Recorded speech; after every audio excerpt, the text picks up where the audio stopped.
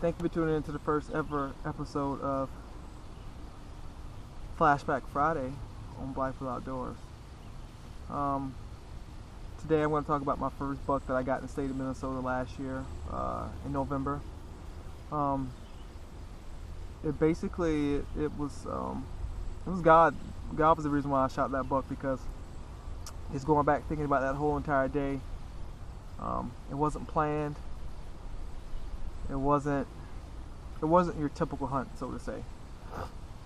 So the way the whole thing played out was like this. In Minnesota, we don't see 50 or 60 degree days. Not in November. We never really see those days. Maybe we're lucky if we get some of those days in September. But I remember it was just warm. Maybe 3-4 days back to back. I just got done spending time with Michaela and with Colton, and she had to go out to her parents so they can go out and see Colton. So I told myself, if they go out and go see, the in-laws, Colton goes to see his grandparents and his aunts and his uncles, then I'm gonna go out and check my camera. So when that had happened, but you know what? I'll even start from scratch from that. I'll even tell you guys how I even got the piece of property. So rewind all of that back. Okay, now click play. Alright, so the past 3 or 4 years when I was in college playing football at Fond du Lac Tribal Community College and at the University of Minnesota Duluth, I wasn't able to hunt as much as I wanted to, so I had to hunt public land. When I was hunting public land, I was able to still find some good spots where there were some mature bucks that were in there. I got pictures and everything to show for those bucks, but I never actually got to get my hands on them due to football practice and workouts and meetings and traveling on weekends. And basically football and hunting it doesn't mix. You're spread so thin with one that you can't do the other, so you had to really make the sacrifice. And for me, I had to sacrifice hunting for my education. Luckily for me, I was able to walk away from Fond du Lac Tribal and Community College with my AS in criminal justice and my AA, so it was worth it. So fast forward the tape back to the off season of 2016 when it comes to hunting. I was hunting state land again, but I found some new places. I had a landowner who gave me permission to hunt the edge of his cornfield. So I had a couple of bucks that were showing up, some two decent shooter bucks. One was a 10-point, one was an 8-point, and he gave me permission to hunt his piece of property. But only during archery season, because everybody knows a lot of people flock out to the woods here in the state of Minnesota when it comes rifle season.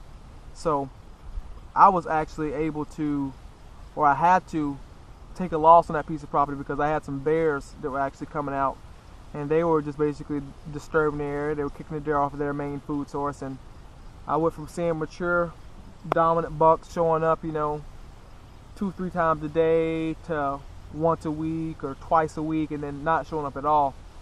And with that going all the way through the month of September and October, I was like, man, I gotta find another place to hunt.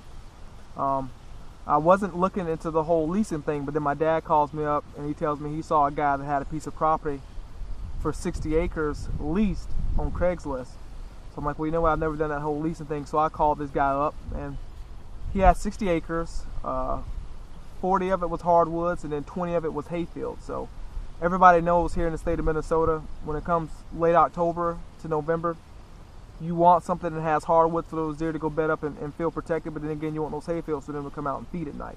And it played out perfect.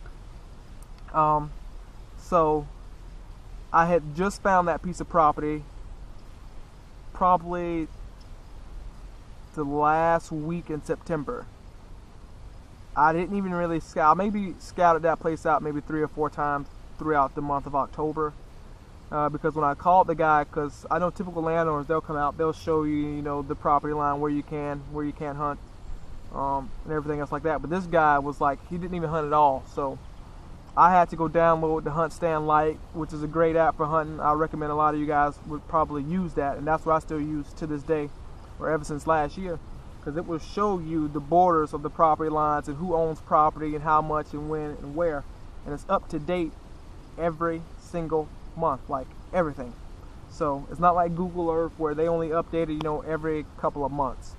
but I was actually able to get that, and I think the first thing I did, I put an Ameristep ground blind in first in one of the edges of the field, because my first 2 times of scouting it, I seen a few does come out, maybe 6 or 7 does come out in the northmost part of the field. So I was like, okay, well, you know what, I know the rut's coming up, so I might as well throw a ground blind up in there in the bushes. Yeah, I know it was late. Yeah, I know it was it probably wasn't the smartest thing to do, but I had to do that because there weren't any trees big enough in order for me to hang a stand, so I had to throw a ground blind up. And so I had did that. And on the back piece of property in the thicket, it's almost like a little pinch point in there as well, because the property owner, you know, adjacent to us, he has a field too, but nobody hunts his field. So we have probably a good 100 to 200 acres on my side of the property, including my lease, where nobody hunted. So it was great. The deer would always show up, they would always come out, but then again, it was hard patterning those mature bucks. And I might have got one picture of a buck that was pretty decent, and it happened to be the buck that I killed. But I only had one picture of him, and he showed up north of where I actually shot that deer. But so November 1st comes along. I was in between jobs from AT&T and Black Bear, so I gave myself that whole week to hunt. But I didn't even get to use that whole week, because November 1st I shot my big buck. And the way that whole day played out, I was spending time with Kaylee and Colton, and her mom and dad called, said they wanted to see Colton, so you know what, they went and left. I kissed her, kissed Colton, told them I was going to go out, you know, check my trail camera. So I get almost to 10 minutes out of town on my way to the lease, and I just got like this gut-wrenching feeling that I should go back and get my bow. So I turn around, drive all the way back into town, grab my bow, and I head out to the piece of property.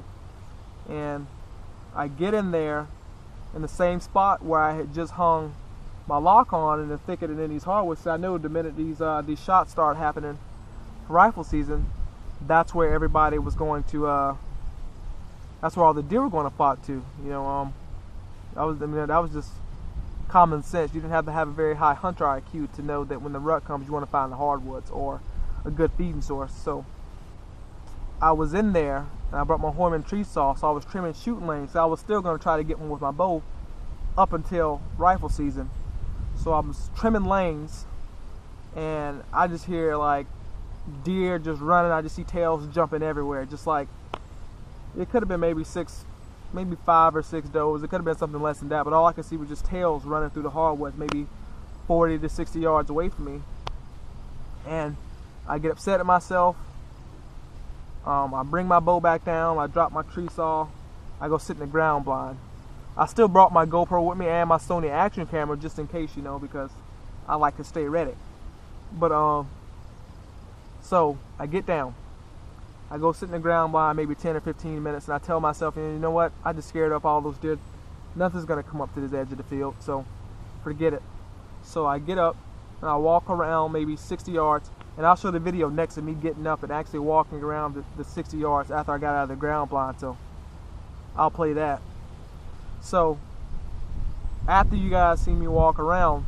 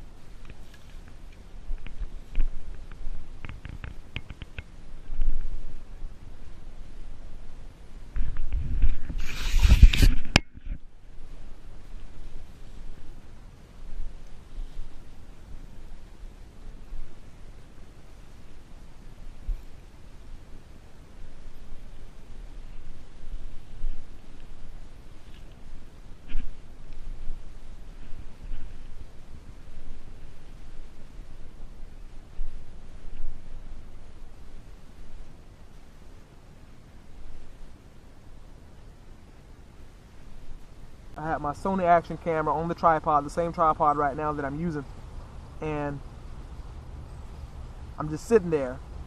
I'm set up basically parallel with the deer.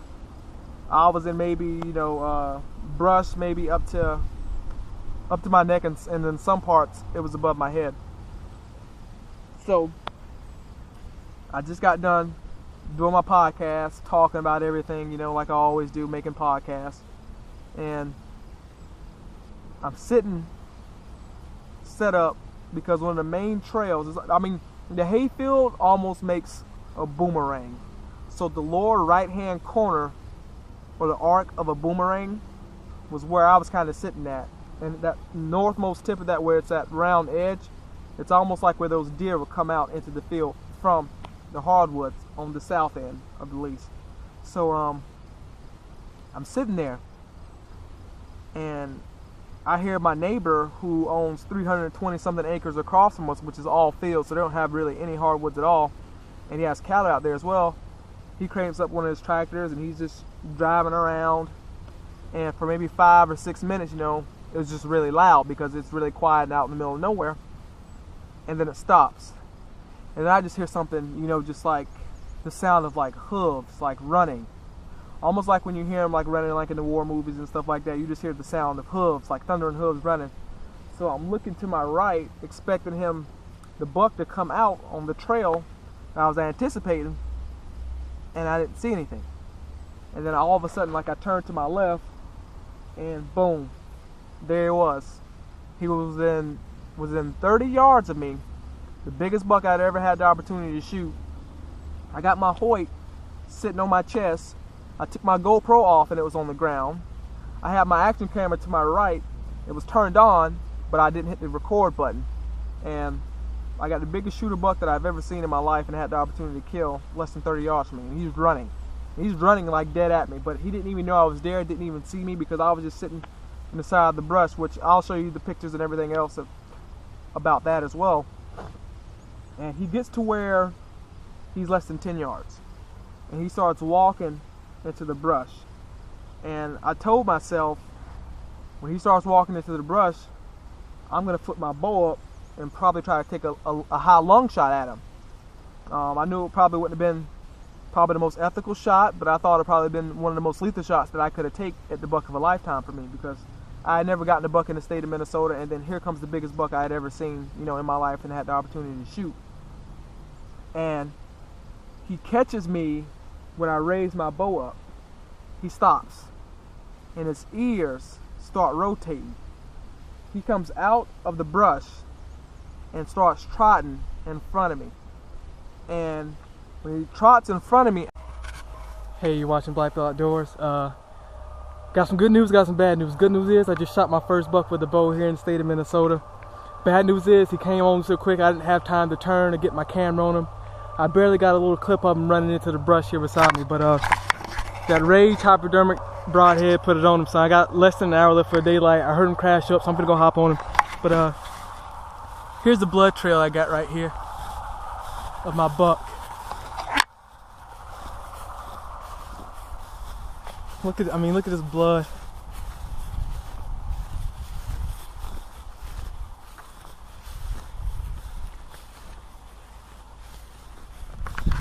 I heard him pile up, so I'm gonna run over there and try to get on track him before it gets dark. He came right in over the wood line. I'm gonna throw my camera on my headlamp. I'll throw the camera on my head while I try to find him. I can't remember too particular where he went into the woods at, but he was a good buck. He was at least a 10. Real nice buck. Young buck though, but I couldn't pass him up. I gotta track him now. So wish me luck. Man, it's the biggest buck I ever shot in my life. Alright, pick back up on this blood trail. And he ran straight through here.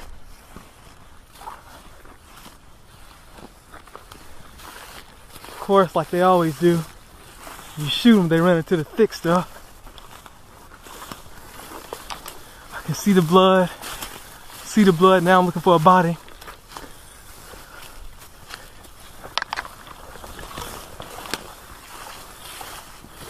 See my Illuminati.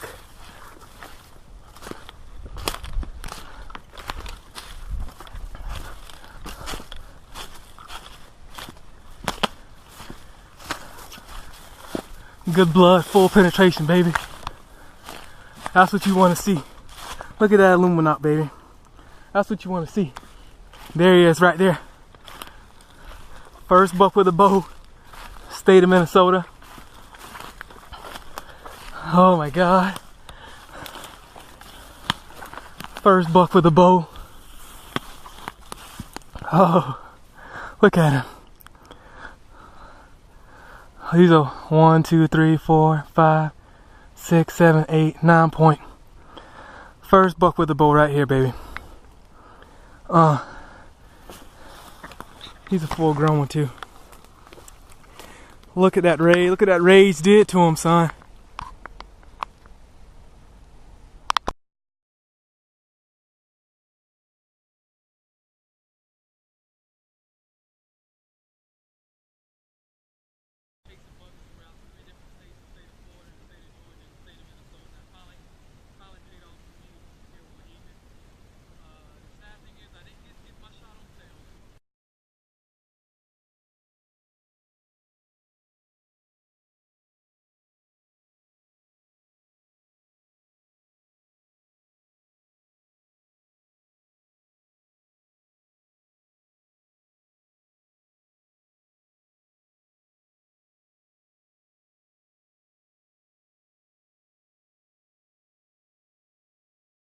My buck command chair. I shot him out of the same chair. I'll probably keep this chair till I'm 90 years old. I'm gonna hang it in my big buck hall of fame. So we'll talk about that later. That's on another episode. But I was sitting in the same exact chair. So I sit and I go to draw back, and it's almost like that moment when you see a deer getting ready to cross the road, but he's not sure. So he stops and he gets like it's almost like he stunned himself. He was shocked that I was sitting there because he didn't know what I was. And when he did that, I drew back in the same sequence. And then bam, I hit him with that Rage hypodermic 200 broadhead buck, and then he was actually able to, I double lunged him. He might have ran maybe 60 yards and then he piled up. And then the next video, what you guys are gonna see is me, you know, after I called everybody, east of the Mississippi River, telling me that I had just shot my buck, and called my dad, called my wife, and I'm letting everybody else know that I shot one.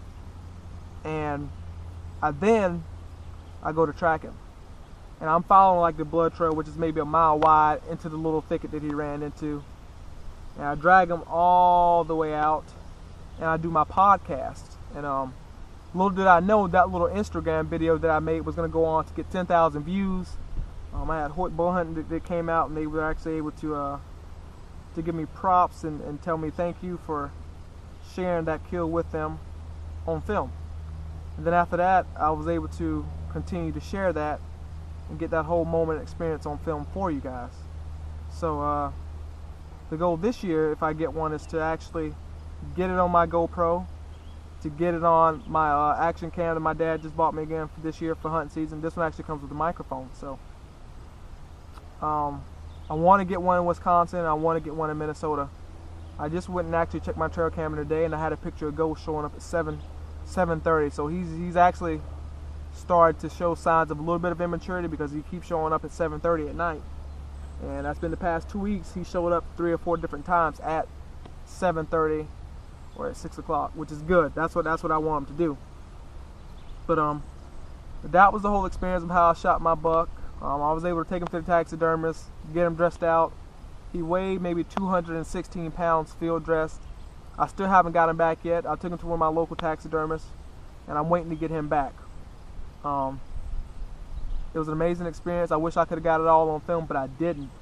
I was actually able to show everything first take, you know, my excitement, my emotion directly after I killed him. I just want to thank you guys for watching the video. I want to thank Hoyt for continuing to make the baddest bows in the land. I want to thank Rage Broadheads for making the baddest broadheads in the land. It was just an amazing experience, and I hope this year I can bring you guys an actual hunt where I actually get one down on film for you guys. Hopefully it'll be ghosts, or I might find that first Wisconsin swamp donkey and get him stuck with a rage broadhead too. But thank you for watching my first Flashback Friday episode of Black Bill Outdoors. I want to thank all you guys for watching this. Like, subscribe, share. Until next time, stay blessed. Thank you for watching Black Bill Outdoors.